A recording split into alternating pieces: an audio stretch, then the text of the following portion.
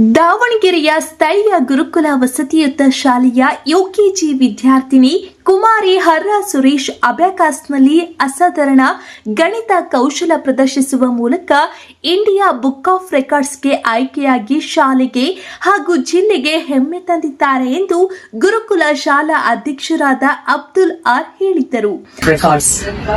And Arha has solved out of all questions, that is more than 100 questions in abacus in just 6 minutes and 29 seconds.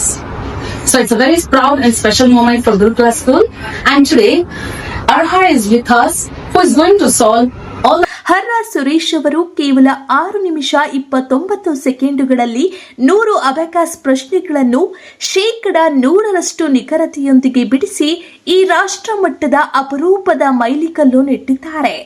ಬಾಲ್ಯದಲ್ಲಿಯೇ ಅವರು ತೋರಿರುವ ಏಕಾಗ್ರತೆ, ತೀವ್ರ ಪರಿಶ್ರಮ ಮತ್ತು ಗಣಿತ ಲೆಕ್ಕಾಚಾರದ ವೇಗ ಎಲ್ಲರ ಗಮನ ಸೆಳೆದಿದೆ.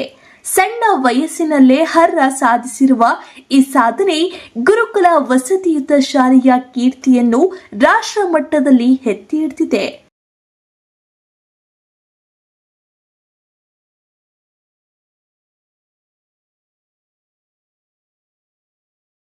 ಇದಕ್ಕೆ ಪೋಷಕರ ಪ್ರೋತ್ಸಾಹ ಹಾಗೂ ಅಬ್ಯಾಕಾಸ್ ತರಬೇತುದಾರರ ಸತತ ಶ್ರಮವೇ ಕಾರಣ.